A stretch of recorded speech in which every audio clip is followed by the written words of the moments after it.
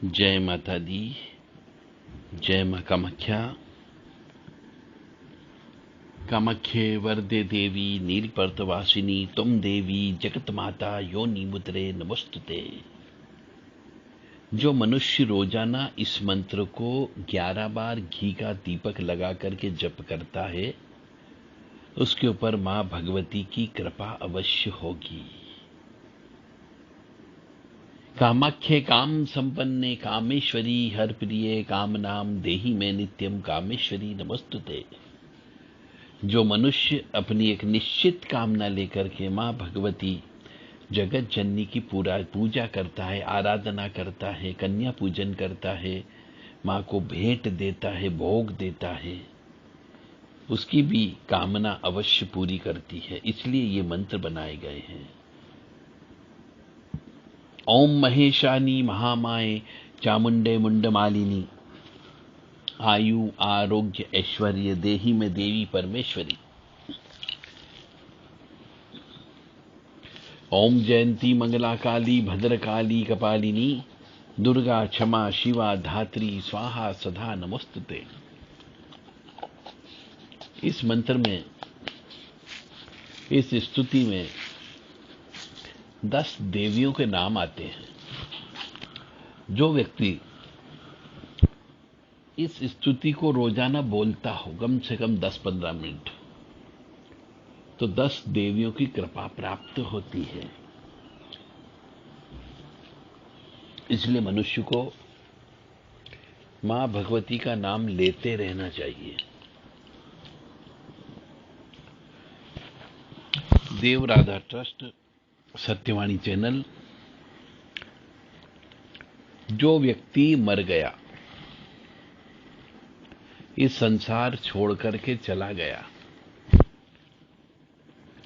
उस मनुष्य की तस्वीर को घर में पूजना नहीं चाहिए।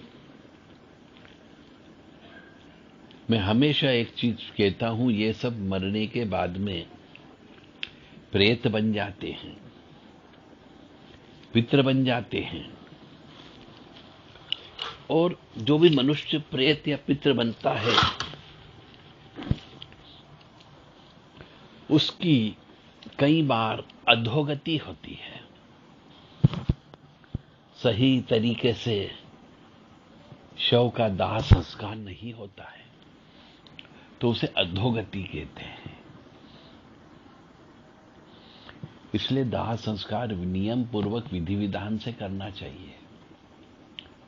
पंचक में मृत्यु हुई तो भी अधोगति कही जाती है।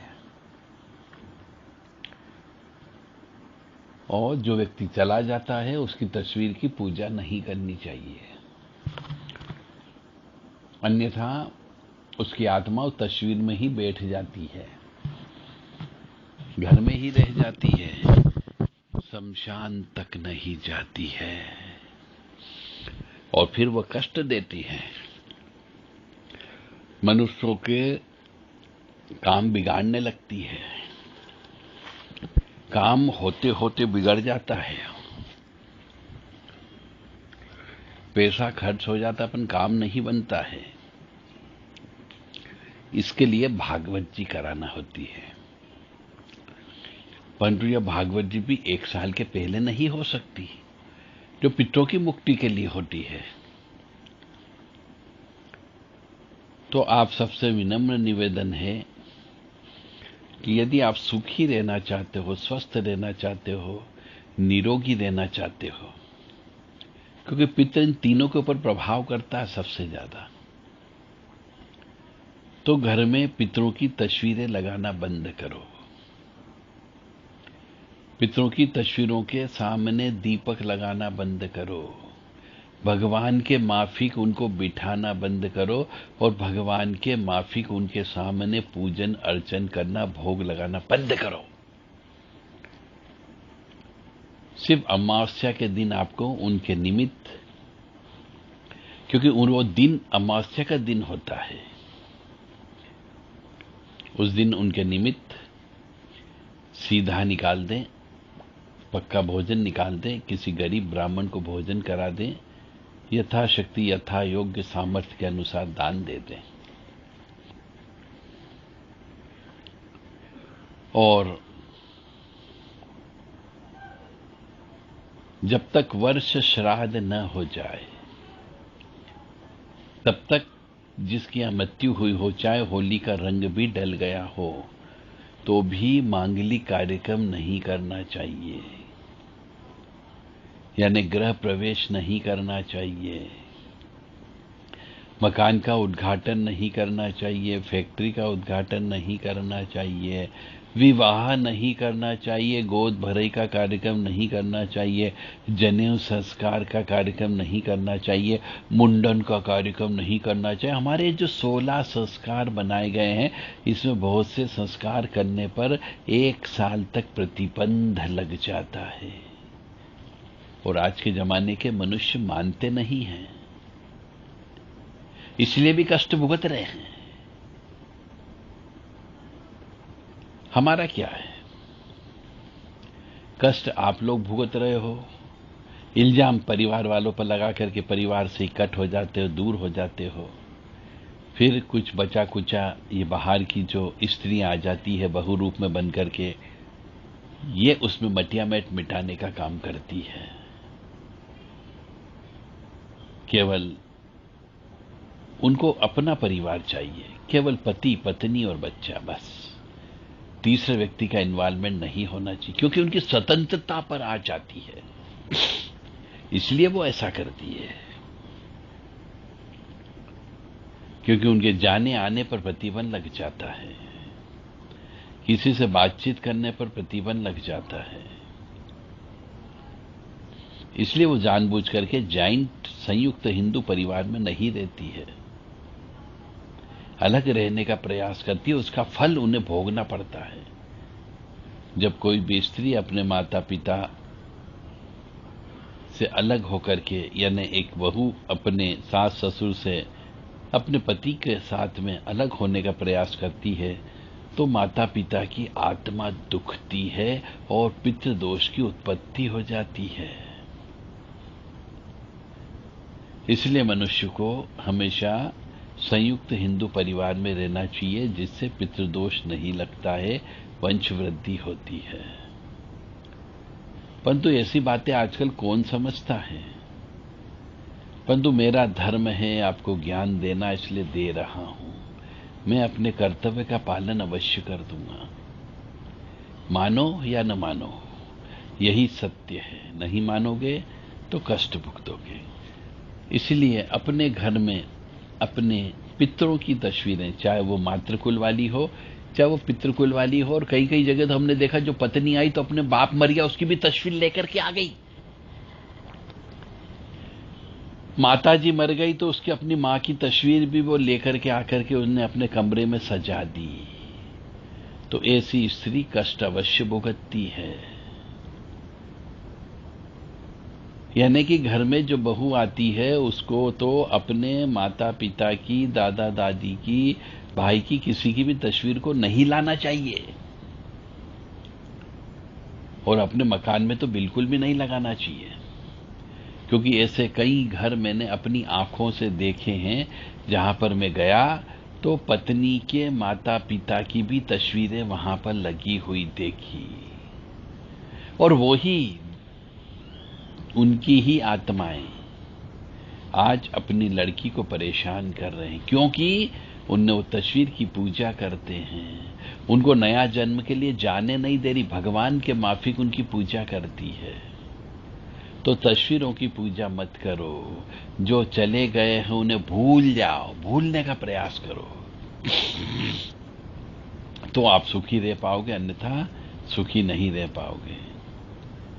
पितरों के निमित्त केवल अमावस्या के दिन नमक के पानी से पोंछा लगाएं घर में, पितरों के निमित्त अमावस्या के दिन किसी ब्राह्मण को भोजन कराएं, मीठा भोजन कराएं, और अमावस्या के दिन पीपल के वृक्ष के नीचे पितरों के निमित्त ज्यादा से ज्यादा दीपक लगाने का प्रयास करें।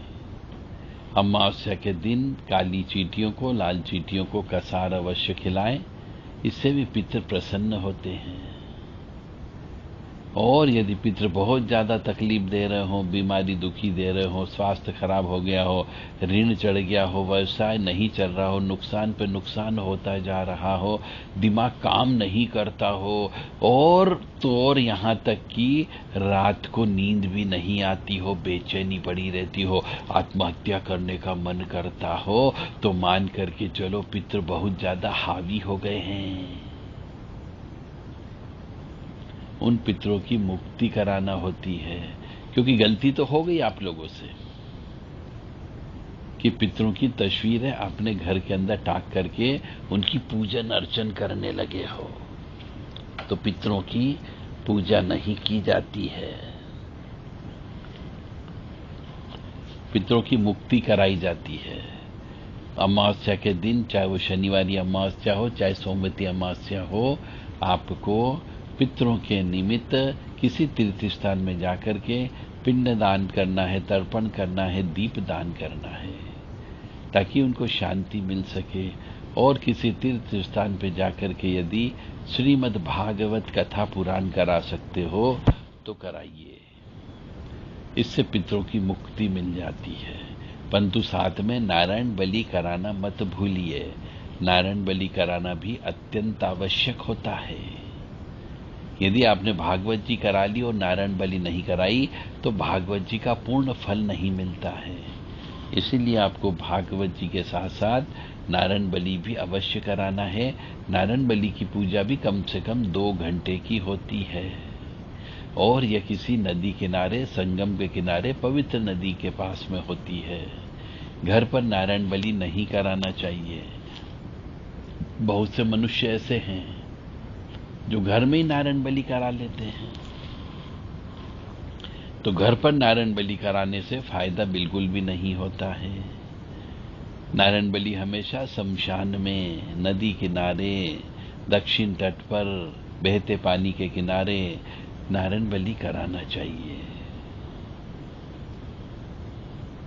अब आप समझ गए होंगे कि जो व्यक्ति मर गया है उनकी तस्वीर को नहीं पूजना है, उनके आगे दीपक नहीं लगाना है, उनके आगे भोजन प्रसादी नहीं रखना है, उनको बार बार याद करके रोना भी नहीं है। बहुत से मनुष्य हैं जो इनको याद कर करके रोता है, वो भी पितृ मजा लेता है।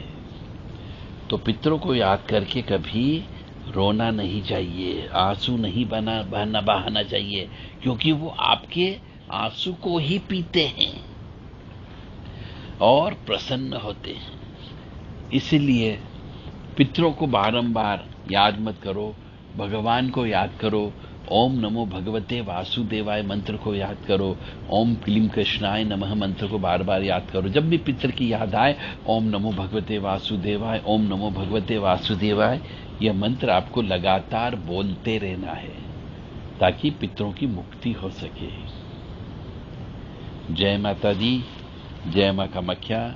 शायद अब आपके समझ में आ गया होगा कि जो व्यक्ति मर जाता है, चाहे वो अपने माता पिता ही क्यों न हो, दादा दादी ही क्यों न हो, भाई क्यों न हो, पत्नी ही क्यों न हो, पति ही क्यों न हो, लड़का ही क्यों न हो, लड़की ही क्यों न हो, और स्त्री की तरफ से भी जो विवाहिता है उस स्त्री को भी अपने माता पिता, भाई बहन की तस्वीरों को अपने ससुराल में नहीं लाना चाहिए और नहीं उनको पूजना चाहिए। यदि ऐसा करते हैं तो कष्ट अवश्य आएगा ही आएगा।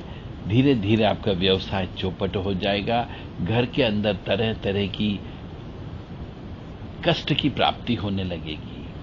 कभी खून के छींटे आने लगेंगे, तो कभी चीखने चिल्लाने की आवाजें आएगी, कभी बर्तन बजने की आवाजें आएगी, तो कभी आपका पंखा खराब हो जाएगा, तो कभी आपकी इलेक्ट्रॉनिक आइटम खराब हो जाएंगे, तो कभी ट्यूबलाइट खराब हो जाएगी, तो कभी आपका हीटर खराब हो जाएगा, कभी आपकी घड़ी खराब हो जाएगी। यानी ये पितृ लोग जो होते हैं, ये इलेक्ट्रॉनिक आइटम को खराब करने का काम भी करते हैं। यदि आपके इलेक्ट्रॉनिक आइटम बहुत जल्दी जल्दी खराब होते हो तो समझ जाओ घर के अंदर पितरों का प्रवेश हो चुका है।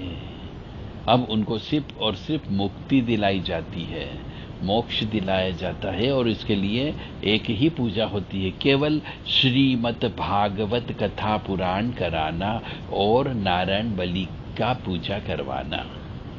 इन सब कार्यक्रम में 8 दिन का समय लगता है। जो मनुष्य, जो परिवार पितरों से बहुत ज्यादा पीड़ित हो, जिसके यहाँ पे अकाल मौत होती रहती हो या 2-3 अकाल मौत हो गई हो, उन्हें अवश्य श्रीमद् भागवत कथा पुराण करवाना है, ताकि आप सुखी रह सकें, समृद्धशाली रह सकें और खुशहाली से रह सकें। अन्यथा पितृ तो परेशान करेंगे ही करेंगे। जय माता दी, जय मां कामाख्या। ओम सर्वेभ्यो पितृभ्यो नमः। ओम सर्वेभ्यो पितृभ्यो नमः। ओम अर्मन्याय नमः। ओम अर्मन्याय नमः।